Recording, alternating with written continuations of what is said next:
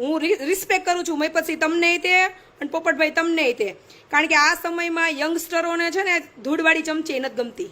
તમે લોકોના ગુમૂત્ર જૂથો છો, રાત દિવસ પરસેવો પાડો છો, ઉજાગરા કરો છો, ખૂબ સારી સેવા કરો છો, પણ કોઈ ત્રીજી વ્યક્તિના હિસાબે આપણે બદનામ થવું પડે ને એ ન કરાય ભઈલા. મેં આની પહેલા તમને ત્યારેય કીધું હતું કે આમાંથી રસ્તો કરો અને કાંઈ એને કહી દો કે તારો વહીવટ ના પતે ને ભઈલા ત્યાં સુધી આશ્રમમાં પગ ન દઈશ.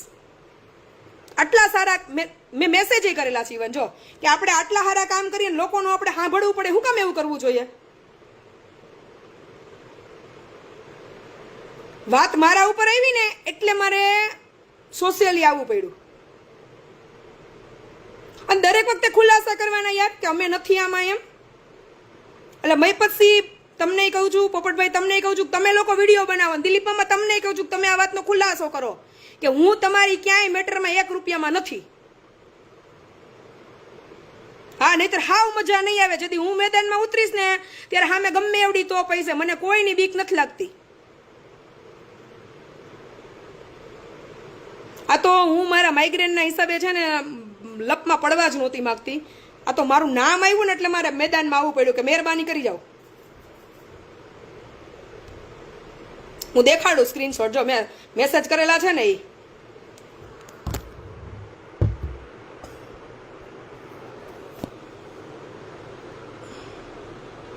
જો આ પોપટભાઈ ફાઉન્ડેશન શું લખ્યું છે?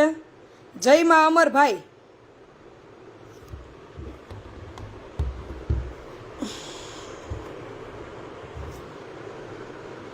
આટલા સારા કામ કરો છો તો પેલા ભાઈનો એક વહીવટ પૂરો કરો ને.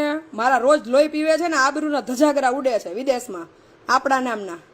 બીજાને ન્યાય આપવાની વાતો કરીએ, સેવા કરીએ, મદદની વાતો કરીએ અને આપણા વ્યવહાર ચોખ્ખા ન હોય એનો ભોગ બીજા સારા લોકોને પણ બનવું પડે છે. મને કોઈ રસ નથી તમારા લોકોની મેટરમાં પડવાના, પણ હાન થાય ત્યાં મારી બેનના 2-3 કોલ આવે છે. જે વહીવટ હોય તમે લોકોએ કર્યો હોય એ સામે બેસીને પૂરો કરી નાખાય એટલે મેટર પતે.